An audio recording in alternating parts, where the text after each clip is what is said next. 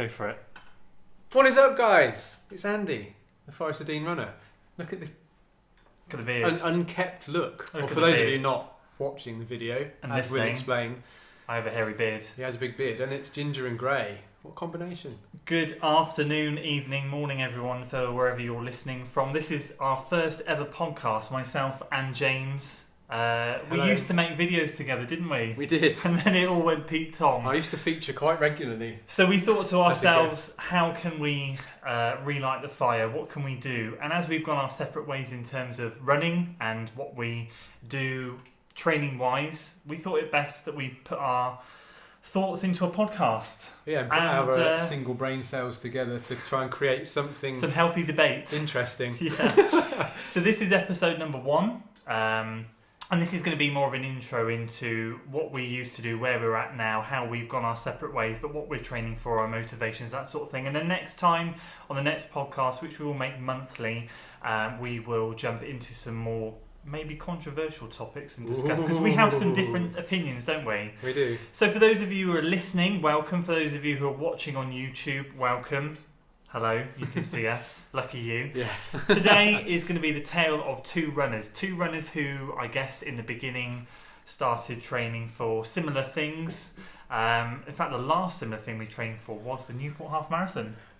Jeez. I Was it know. that? Yeah. Seriously. And It was, that wasn't it? That epic video of the Newport Marathon race, or the Cinderford Half Marathon, The Cinderford Half Marathon. which just went wrong on so many levels. And from there, things kind of went south. We trained a bit together last summer. They kind of went east and west, didn't they? Yeah, different directions. Yeah. So I think today what we want to do is just give you an overview of the tale of the two runners, where we've gone, where we're heading, and how our training's been. James has literally just finished up an ultra. He's wrapped all of that up. He's resting this week, and you're keen to get going on your next training block. Mm-hmm. Whereas I've just started my next training block for my 10k training, as you guys know. So let's dive into the juicy bits.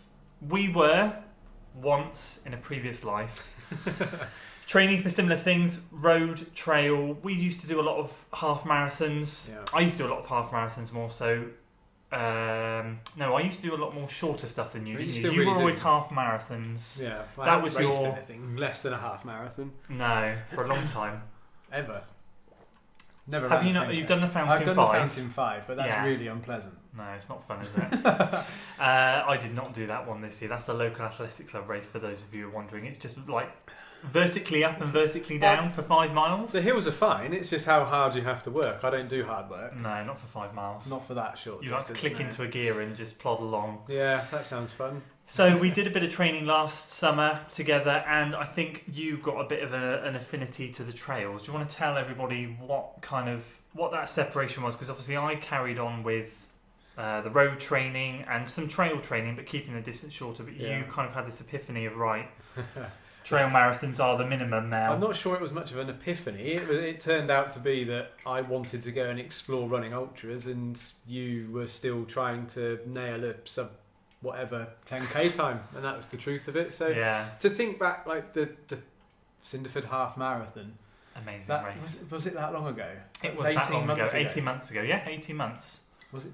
No, it's just a year Just ago. shy of wasn't it? 18 months ago. It was Shit, March That's madness. 2018. So we trained for Newport for 18 weeks, and it never happened.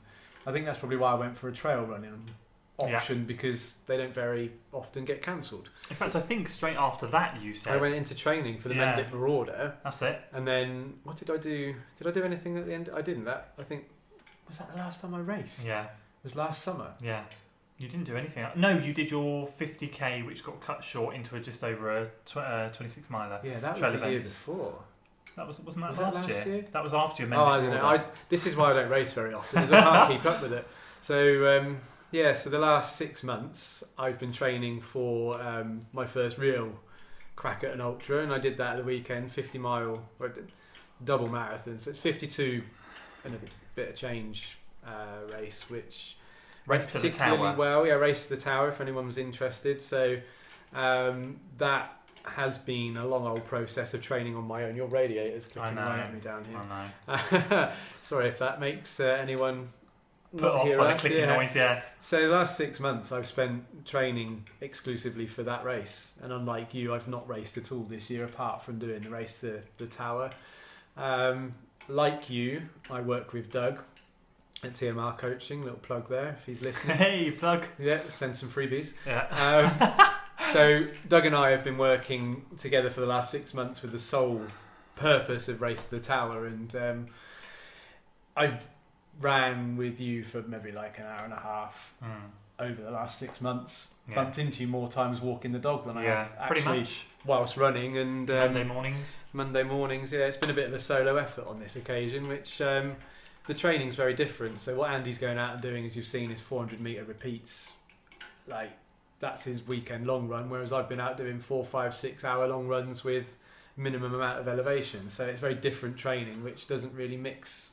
No. So haven't seen A vast amount. No, not at all. And if it's been a year since, which it has, then I think it must have been a year since we did a proper run. I think the last proper run we all did together was when we met up with Doug and we ran across the Mendips. Probably. And that was December. Yeah. Oh my gosh. I know. So don't do yourself a disservice. Where did you come and what was your time? So I finished 9th. Ninth place in a 50-mile ultra. Ninth place. First 50-mile ultra. 9th. Yeah. Time? 9 hours 10. So And he had a pit stop in there, so he'd have gone under the sub 9. yeah, there was an yeah. I mean, the race Unexpected pit stop. the race didn't go to plan at the start. So the coach was 15 minutes late leaving the end to get us to the start. They then drove past the start to come back again. So I literally had 4 minutes from bus to start. So there was no time for taking advantage of the facilities that were laid on, if you follow my drift. So there was an unexpected pit stop at the second aid station because the first aid station I couldn't find where I needed to get to. So yeah. I mean, it's just incredible. Like, if we look back to obviously where we used to train together and how we used to train, me and James always used to. We're quite competitive people, as you probably gather from my YouTube channel. And for those of you who don't know, this man also has a YouTube channel. He just hasn't been YouTubing for a while, but he did document a lot of his training for the Mendip Marauder 50k, which was awesome, and he did a good recap. But we always used to look at each other and realise that we had our different strengths, didn't we? So we always used to be able to look at each other and go, do you know what?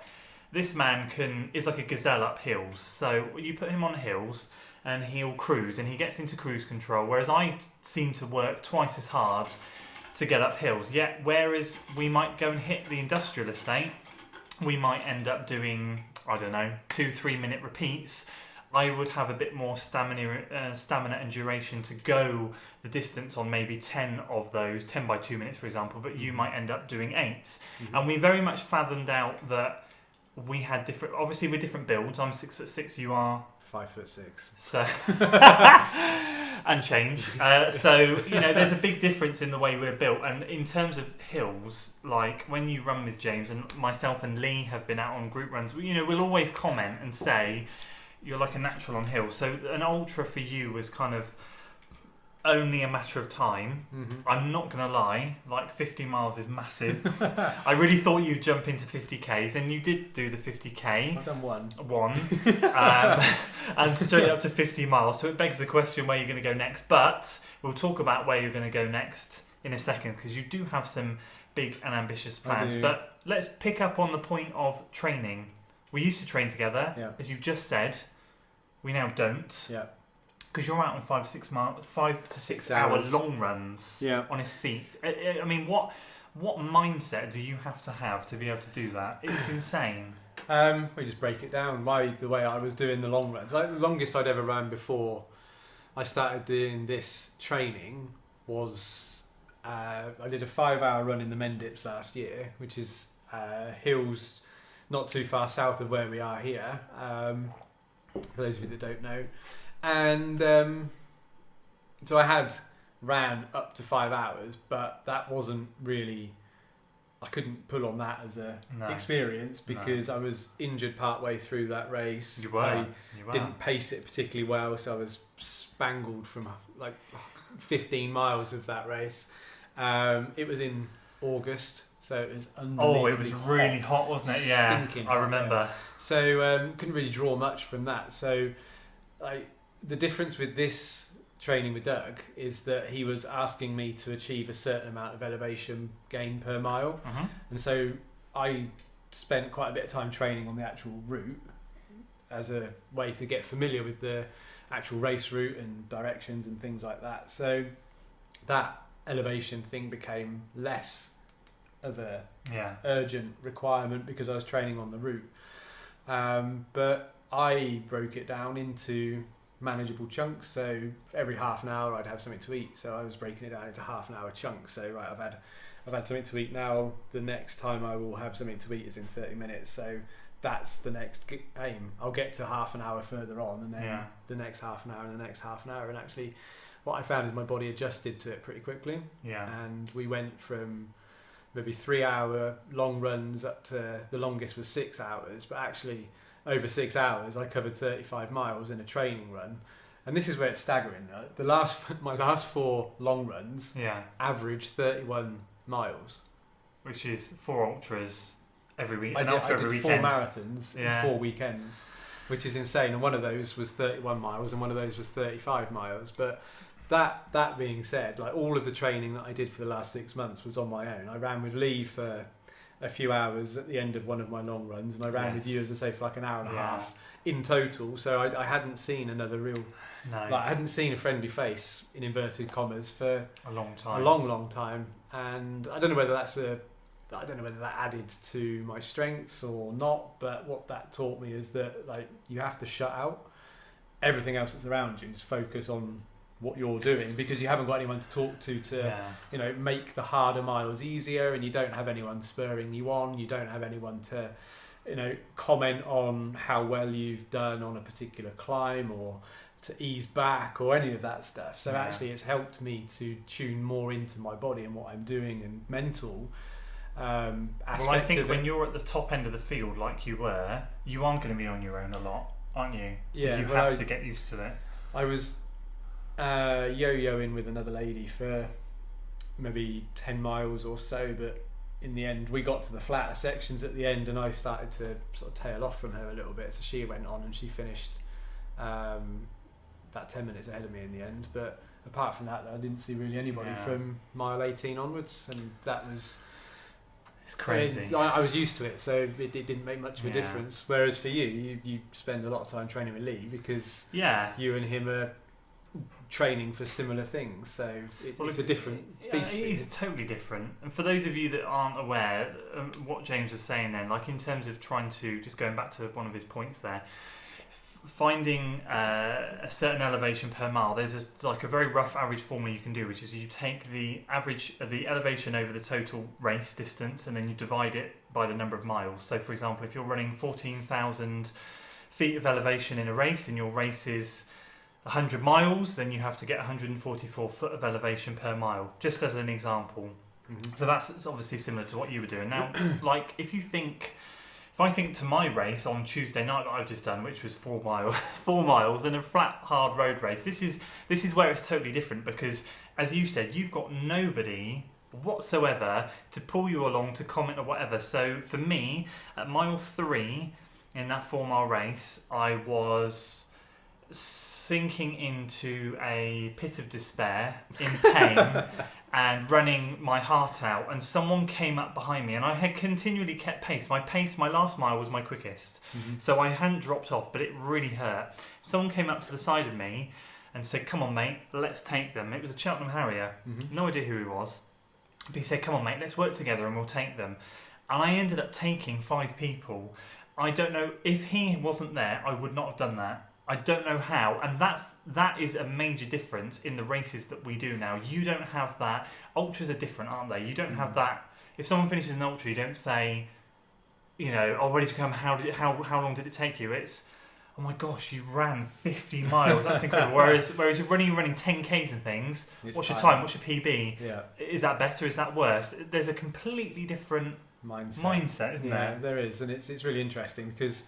And Doug commented on this as well. The winner won the race in about 8 hours 5 minutes, so they were way ahead of me. But there was a reasonable gap between each runner that came in after. As in, second place I think was like 10 minutes after, and third place and second place were quite close. I think they were less than a minute.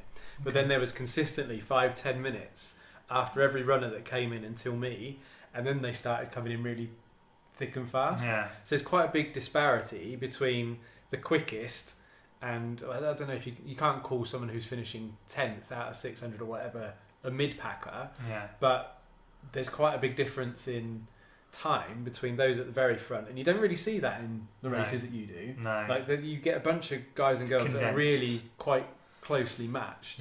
And like you're doing the summer speedway, aren't you? And that's in inverted commas an elitist race where they only take on athletes that are capable of achieving a certain time. And so how do you feel about potentially being one of the guys at the back of that pack? I was at the back last time. Because you were last time, weren't you? Not necessarily like, being one of those guys that can go back and improve. Like, how do you feel about going and doing that? Because it's this week, isn't it? Yeah, it's this weekend. It's a weird feeling because I think when you're used to running local races and coming in maybe the top 10, which I think locally it's I've got to be careful with my wording. It's not easy to do, but it's much more... I lost my pen. It's a lot more manageable to do in a local race. So I think when you're put in a position where someone says, you've got to run sub 40 for 10k to apply and sub 45 for a woman, and then you get prize money for sub 30.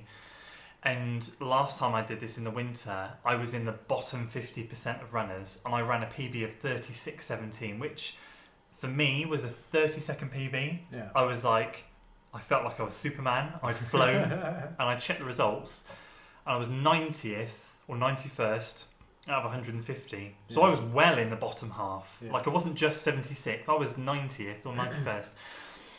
And I'm not going to lie, it's this feeling of looking up a mountain and going, oh my gosh, I've got a long way to go before I ever get to anywhere near I want to get to.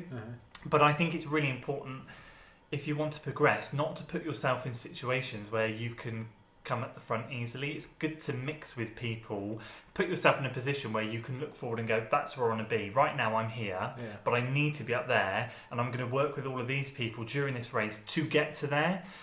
It's a totally different mindset, whereas if you go and run, I don't know, let's say I've got Blaisdon 10k coming up, which is an athletics club race. The reality is I will probably, if nothing goes wrong, come in the top 15 there.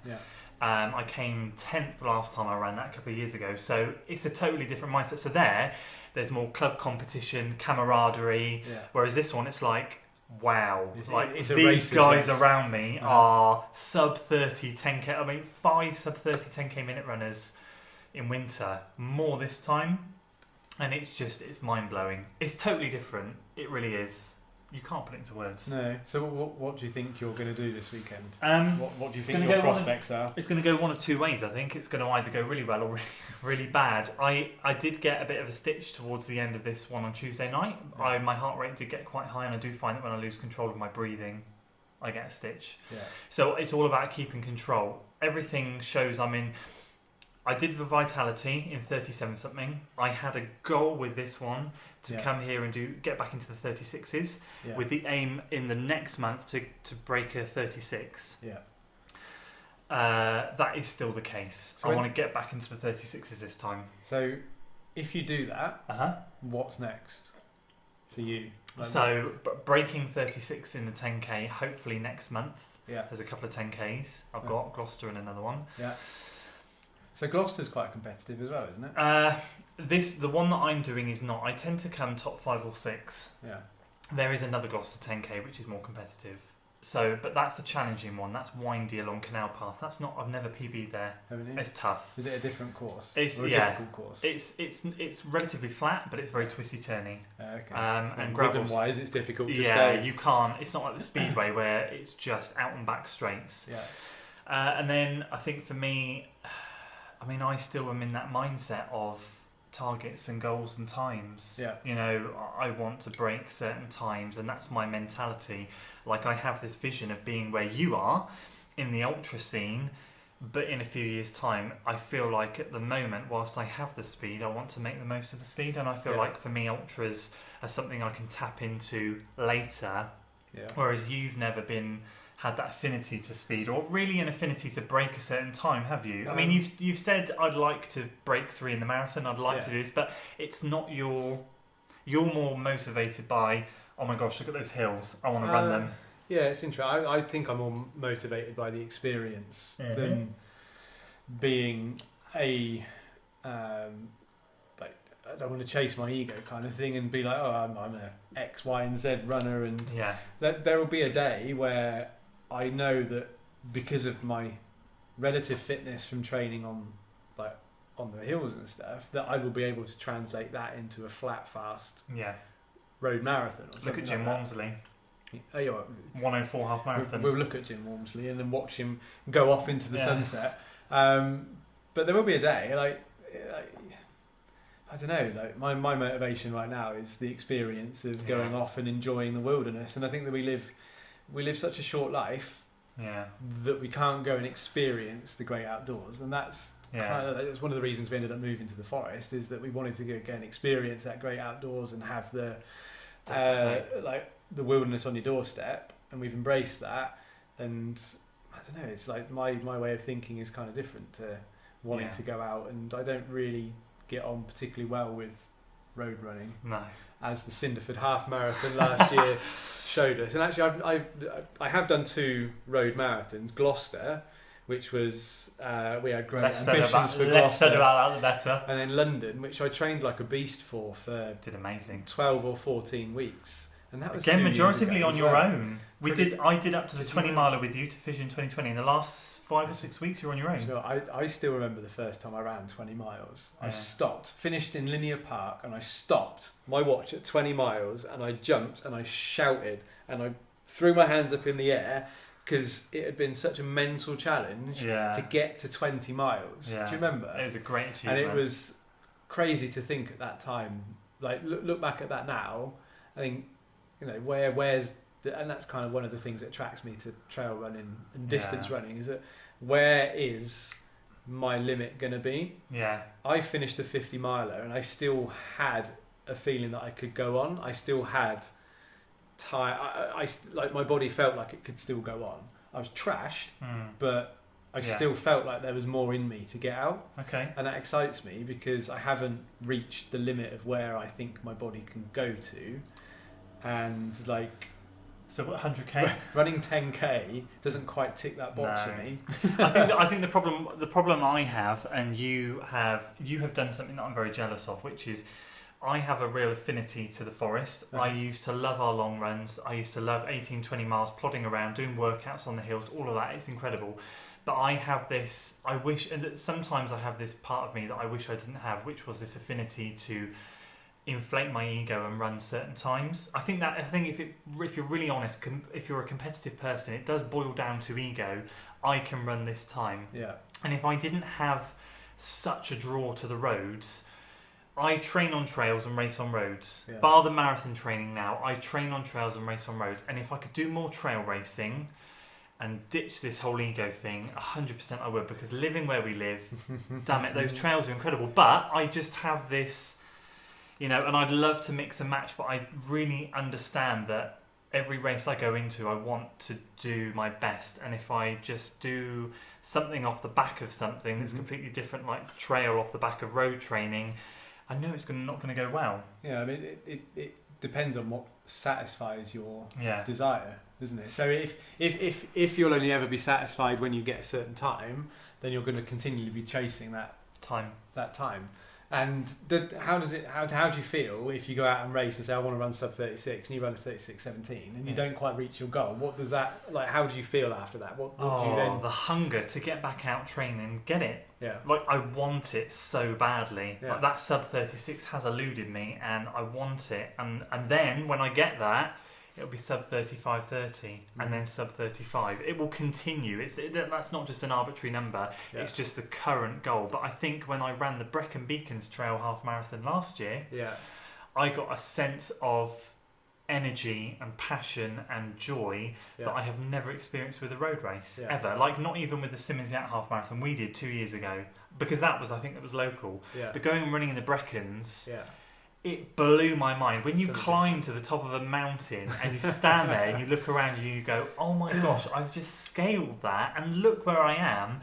You don't think that at 5 miles in a 10k. 5 miles in a 10k with a mile and a bit to go, you're thinking, am I on pace? How am I doing? Have I got enough gas to get to the end? Not, whoa. Like you said, life's too short. Take stock, look around. look at that view. I'm on top of the world right now. Take It's a different pleasure. it's a different perspective. Yeah, I mean, running in Newport's very different to running across the Cotswold Way. Totally, totally. And So- that's where I'm jealous. So let's talk about the future then, because Yeah. you've just alluded to it. 50 miles did Yeah. not feel enough. I mean, it felt enough, but You feel like you could give more. my body had more to give. Yeah. And I don't think I'd reached the full limit of what my body was capable of putting out. Like at the time, Yeah. I sat down for the first time after 9 hours, and I felt tired. Yeah. I was achy. My legs were sore, and then you start to relax a little bit, and all of a sudden you start feeling tired. But crossing the finish line, and actually the last. So the way the race finishes is you go through a pretty Cotswold village here called Broadway, and you climb up a 700-foot hill to get to the tower, which is Race to the Tower, at the top of it. And the last sort of 4 or 5 miles before you get to the big incline were flat, and I was struggling to run the flats. Yeah. Like I'd run for 3/4 of a mile and then have to walk it out for the remainder of the mile, and so my relative time there was quite slow. I got to the hill, and I was like a man possessed getting up the hill, and my wife was there. She did a video live stream on I Facebook, remember. and my son was walking along next to me. He said, "Daddy, I can't do it. My legs are sore." I was like, "There's an irony there, isn't there?" Yeah. But I was only 8. like getting to the top of that climb, I still had more to give. I got back into Race I mode. got back into race mode then, and I knew that was the end of the race, and maybe that's why. It's because that felt like the end of the race. But Yeah. there's so many beautiful trail runs and races around but even just around Europe that Yeah. tickle my fancy. There's a process that I need to follow to get there, and I need to get necessary experience to feel confident going into the races, because albeit it's for the adventure, but I still want to do well. I don't have a time goal. No. A time goal would be arbitrary because I don't know how I'm going to perform. Yeah. I don't know what to expect. So much can but go wrong over 50 miles. over 50 miles, lots can go wrong. Yeah, but the thing for me would be to still place well, and I guess I put less pressure on myself, because I said to Doug when we first got together for the Race to the Tower that I wanted to finish top 10. We both kind of went, Hey. okay, that's Yeah. okay. What's your B goal? Yeah. Kind of thing. And we sort of brushed that a little bit, but actually now I've done that. Done it. A goal. I know that potentially there's something there that I can carry forward into future Yeah. races. So So let's throw the vision forward 2-3 years time.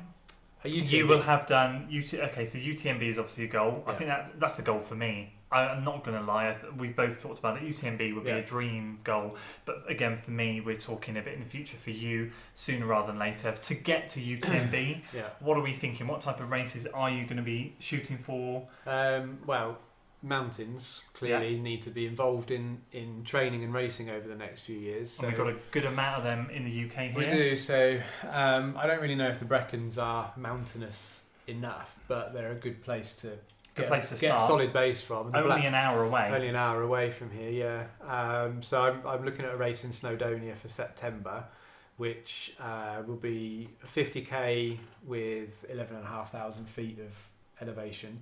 Madness. Yeah, around Snowdonia, which actually, if you convert that to be the equivalent of running UTMB, I think the climbing is more in that race than you would do across the whole UTMB as a per mile average. It's crazy. Which is kind of nuts.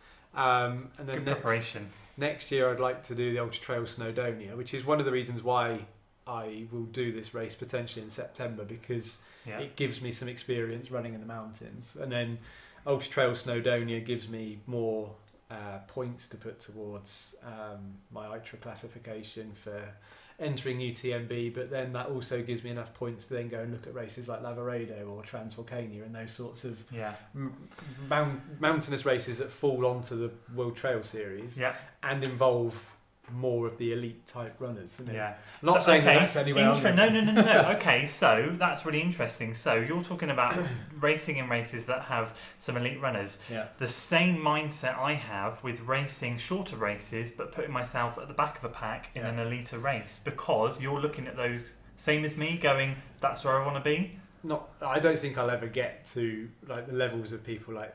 No, but does it give you that buzz? Does it Give me the buzz, because then I know I'm mixing with the greatest best, of yeah. the sport, and I'm not saying that because I haven't ran with great runners. Yeah. Because I haven't. No, but we're talking elite. Compared to my ability. Yeah. But these guys are next level again, Yeah. and it'd be nice to like share a stage with people that Exactly. you kind That's it. that you kind of look up to and admire, and Sharing you a sort stage. of have respect for. And Key word there, isn't it? Sharing a stage. So we may have drifted apart in terms of our training, but that is a common connection we have, which is about saying that you have run the same path as someone that can, like Killian or Jim Walmsley or Tom Evans or all these incredible ultra runners. Yeah.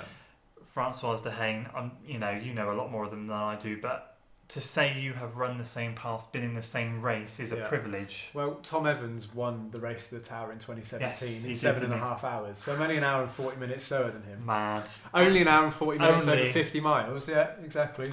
So it's 100 minutes. Yeah, it is another level. But, you can see instantly from that we have, although we've sort of drifted a little bit in terms of what we're training for, I'm sure at some point we'll be pulled back together for whatever race it might be, but there's still a common connection. We were always competitive when we ran together. We were always pushing each other, and our workouts were always better when we did it together. There was definitely a workouts are not the same without someone, is there? Feeling no, and we were doing some more specific workouts towards the end of the training plan with Doug that were like 20-30 minute tempo runs. Yeah, and when you're doing those on your own, and you've got 2 by 20 minutes or 2 by 30 minutes, that kind of gets a bit... It does. Okay, so I've done the first one, I'm a bit tired, time to pick up for the next, and you kind of need that little bit of support, and that's where we used to work really well together. Yeah. It's like you talking to each other whilst we're doing it, chivvying each other along. Although actually there are more than one occasion where you would be finishing up your rep a minute before me. You finish the piece to camera as I come charging past like a steam train. Yeah, but I think it's still about having someone in front of you or behind you, because if they're behind you, you feel like you've got to run fast because they're chasing you down, and if you're behind them, you need to keep up with them. There's just that mentality, and I didn't do enough.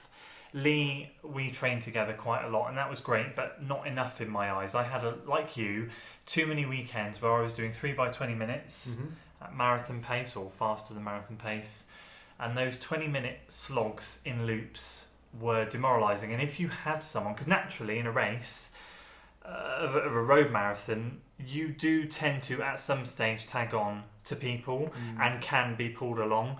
So to do it on your own was very demoralising. So you also did a workout that I don't envy you for, which was the mile on, mile off. Oh my so it's goodness. the mile at 30 seconds above marathon pace and a mile 30 seconds below marathon pace. Evil. I bet you could have done with some help on that one. That was the hardest. That was the hardest workout. Yeah. Because Doug said to me this weekend, on that weekend, he put a comment in my training peak saying, "This is too easy for you. Like, you're doing these 15-minute and 20-minute repeats and you're nailing them. We need to stress your body and mix it up. Let's do this." And I just kind of looked at it and I went, that's going to go one of two ways, either really good or and the problem I had with that workout wasn't hitting the 30 seconds under. I hit the under paces by the last one. It was the 30 seconds over, because I wanted to do a death shuffle. I wanted to do really slow, but I couldn't. It was literally just taking your foot off the gas slightly, but running at such a... Oh gosh, yeah. So evil memories. So you've now moved from marathon focus to 10k focus. Yeah. What's coming after the 10k? Are you still chasing that marathon? Yeah. So for me, it's going to be the 10ks this summer. Hopefully finish up summer with the Severnbridge Half Marathon in August, bank holiday. So I'll get lots of 10k training done in June and July, get that shorter speed work. Bit of half focus towards the end of July into August. Yeah. The 2nd August is done. As I've talked about on my YouTube channel, I am on a waiting list for an October marathon. The likelihood is I'll get into that, and I've got 8 weeks from that point, so I'm going to try. And I think with this time around, I'm not going to shoot for a time. I'm just going to get comfortable with the distance. I want to take some of your mentality of not focusing so much on time because it's just an arbitrary number, and focusing on getting comfortable with the distance, letting my body dictate the pace, and rather than, because I think my downfall with Newport was I was doing heart rate training and I had my watch purely on heart rate on the screens on every training. No pace, just heart rate. Yet when it came to the race day, I ran by pace and not heart rate. So the pace, because I thought, well, I've been running X pace in training, so I can run it. Naturally, though, my heart rate was higher on race day. Yeah. And I was working, of course, as people have said to me, and a chap called Chris Bird said to me, who won the Newport Marathon, he said, your body does not understand pace, it only understands intensity. So you could run 6:30 pace one day and it's easy, you can run at 6:30 pace another day and it's hard, depending on lack of sleep, nutrition, all of that. So for me, I know on the next race, I'll be going in with heart rate on my watch, not pace, and just seeing where it takes me, just chilling out. From there, next year is just going to be... This year hasn't been adventurous enough for me. So next year might be a more adventurous year in terms of types of races and distances, but I've got a lot this year. Yeah. I want to get Because through it. you put out at the start of the year, don't you? This is what I'd Goals. like to... Your Yeah, goals yeah. this year. And That one of really those is motivates finding me. a race to test yourself at. Yeah, which I haven't yet. What is that? Would you not class Newport as that race? Yeah. No, because I've run marathons. It's not a test of the distance, is it? It tests us mentally, but that's not a test. Well, I don't think it's a test. If you've run... you call it the taking you out of your comfort zone run, don't you? So yes. The marathon is within my comfort zone now. Is it in your comfort zone? Yes, it is. I might not have nailed the pacing and everything, but I step up onto a marathon line now and I'm comfortable with running 26.2 miles. Yeah. It doesn't scare me anymore. Yeah. Running at 26.2 miles maybe on trails with hills, different ball game, even shorter than a trail marathon, because it's totally different to what I've been doing. Plus, as you run with me, you know I'm not the best downhill runner. I get scared my ankles are going to break. I'm a pretty bad uphill runner. You've got pretty thin ankles, mate. Yeah, and to be honest with you, I would rely on a trail race being relatively runnable to do well. Yeah. So again, I've got to take myself out of the mindset of scrap doing well and just enjoy it. One of the things I found during my training is that the forest here might be great for trails, but it's not great for elevation. So we've got more rolling trails. I'm not put off by the size of any hill in the forest. No. Anymore. No. Whereas you can go and train other places and you can find that there are some more daunting climbs. Whereas here everything's runnable. Yeah. And so your strength, if you train on the trails here, will be runnable trail marathons. Yes. Like the OMM one that was here. Yes. Shame they haven't come back because I'd have loved to have kicked your ass on that one. Yeah. You would have done. But that's the kind of thing that would play into your strengths. Definitely. Would be a more runnable trail. Would that put you out of your comfort zone if you did a more runnable trail marathon? Yes, or would your comfort zone still feel relatively untouched? I think because you're familiar with that kind of terrain. Do you need to do something with more elevation? I think in the first time I did it, it would take me out of my comfort zone, because when I did the OMM, it broke me and I don't feel comfortable. What broke you though? The distance, or was it the way I approached the race? I just approached it all wrong again. Went out too hard, too fast. Too much. It's just too much for me. And the distance... But is that experience, though? It is experience, but 26.2 miles on the trails is a totally different ballgame to 26.2 miles on the road. Yeah. And I will argue people to the hilt about it. It is so different. It is more challenging on the trails. I think it's...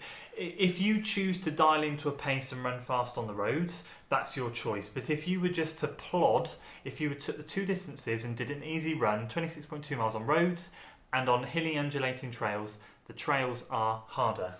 Yeah, but on the trails you get an excuse to walk. yeah. Whereas on roads there's nowhere to hide. Yeah, there's not. If you're running at 6:30 pace for 20 miles and all of a sudden you walk and you do a 14-minute mile, it's kind of obvious, isn't it? Oh, what happened to you at the end there? Yeah, that didn't go to plan. Whereas you find a 400-foot hill and you walk a little bit, people won't bat an eyelid at it. I think that's why I do trail running. Yeah. Now it all comes out. Now it all comes out. So I think that I would not be put off by a trail marathon, but I would find it a challenge in the first instance. But I think if I did it and I did it well, it wouldn't be a challenge now. I'd need to find something like what you've just done, with where you're scaling hills, like it's up or down and a bit of flat. Why don't you come and do Snowdon? They do a 10k and a half. Do they? See, I'll be in marathon training at that point. I'll have to think about it. As I said to you before, I said to James before this... I'm on the same waiting list as you. Yes, you are. Yes, you are. Is that still an option? Yeah. Okay. So we might be running the same road marathon in October, which would be wicked. It all depends on how things go. Snowdon pans out. If Snowdon pans out really well and you get some momentum, I'd be highly surprised if you dipped back to the roads. Well, I wouldn't have anything else for the rest of the year planned.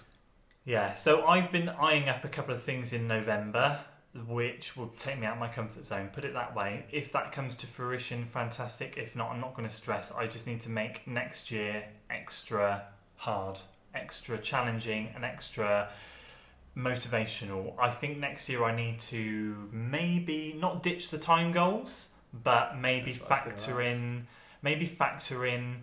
not trying to PB on the 10k half marathon and marathon, but maybe trying to PB on the marathon. Yeah. Leave the other two optional to PB, but give myself maybe a training block to do an awesome trail race. Yeah. So with you, I've noticed you tend to flick between more so 10k and marathon now. That's fine. Yeah. What's your thinking about half marathons? Are they just in the middle? Yeah, half marathons are my favourite. Half marathons are my favourite, but I understand that 10k training is amazing speed work to build up to the half marathon. And marathon training is incredible speed endurance training for the half marathon. So every time I come off the back of marathon training and then I jump straight back into short, sharp speed work, I tend to smash my half marathon PBs when I get round to them. Okay. If I'm honest. So that's the thinking. I don't like to do half marathon training per se, because I feel I get more benefits doing marathon training than dropping back down, blasting around a track, some 10k training, then working back up to half. Right. I like to do the full spectrum because I feel it gives my body... Like, I've got that speed endurance from the beginning of the year. Mm-hmm. Now I'm going to put in the speed. Mm-hmm.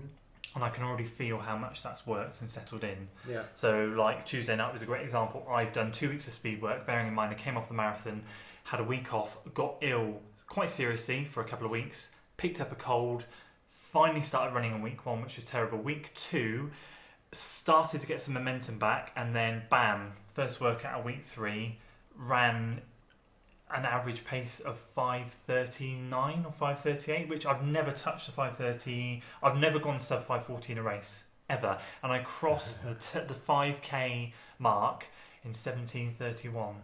And I've never officially run a sub 18 5k, and I ran that within a race. Well, Strava said that was your second fastest. Yeah, so the 5K. time was your trial, fastest 5k one of those weird GPS? No, it was 17:21. Was it? Around here, I did a time trial in December. Okay. So to run 10 seconds slower, but within a 4-mile race, without barely any speed work, like a couple of track sessions, is like, wow, that's what marathon training can do for you. Take that forward. Yeah. Well, I hit a 5k PB in the middle of a training run. so again, like, you don't run 5ks, but you hit a 5k PB of 18 something, was it, or low 90s, or something crazy. 1905. Bearing in mind you don't touch speed work, and you ran a 5k PB. Well, that was running across the hills. That was that was a 30-minute tempo session. Mental. It's absolutely mad. So I think to wrap this up, because I know this has been a great first episode, but I know we have rambled on a lot. It's been great to give you guys a bit of an insight into the ways we've gone off, but hopefully we'll connect again at some point, and our mindsets, and how we work and how we train. Mm-hmm. So I guess there's not a lot really else to say other than your future goals are UTMB. Your future goals are obviously more trail races. That's the direction you're going. What would be the best bit of advice that you could give someone transitioning from roads to trails, in particular going to ultras? What would be your best bit of advice? That's a good question. Put you on the spot. I know.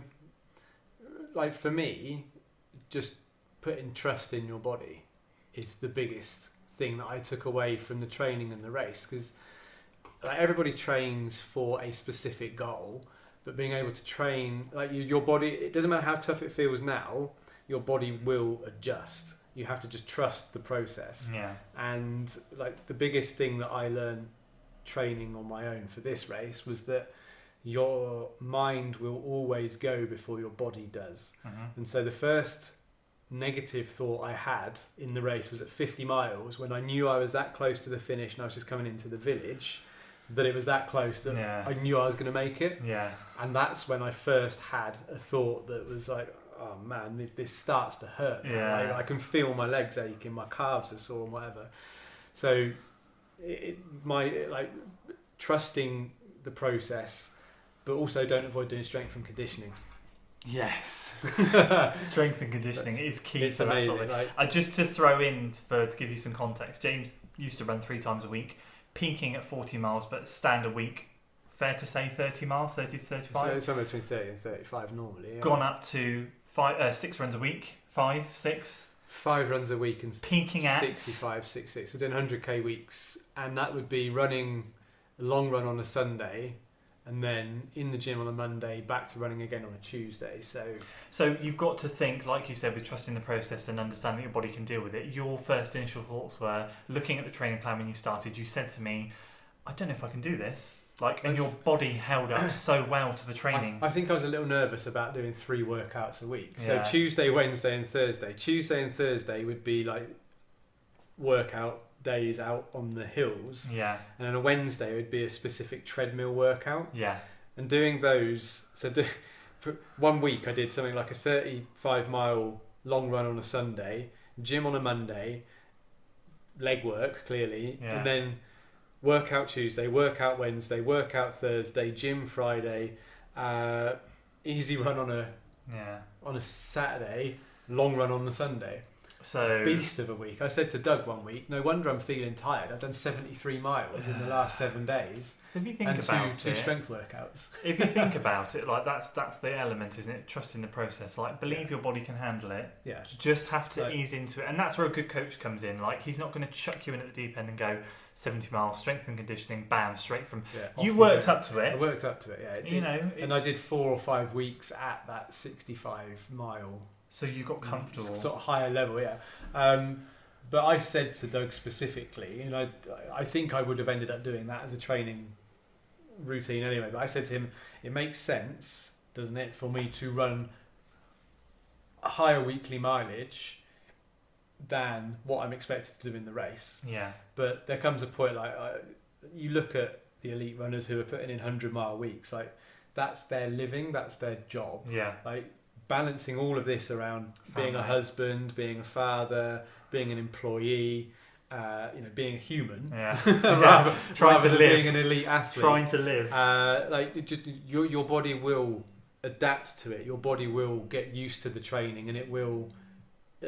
You've got to just trust the process. Like, the biggest change that I did was to work with Doug, rather than working off of a bespoke training plan, because a bespoke training plan, just generic training plan will say, I'll take the one that the Threshold people issued, who are the race organisers, would be, peak week would be 40 miles, and you'd do a 25-mile run on a Saturday and a 10-mile run on the Sunday, which might have some value, but built around that, there's no structure. Like that's a survival plan. Yeah. Whereas that's just getting you to the finish. You've got to look at whether you want to compete or complete. Yeah. And depending on what your goal is, like I wanted to compete. Yeah. And I wanted to place well. Compete or complete. So, you've got a different way of looking at things, but fundamentally your body will adjust to it and you'll get used to it, and it will be difficult at times, but you've just got to take it one day at a time. Yeah. And as long as you can take it one day at a time, or one rep at a time, or one interval at a time, or one workout at a time,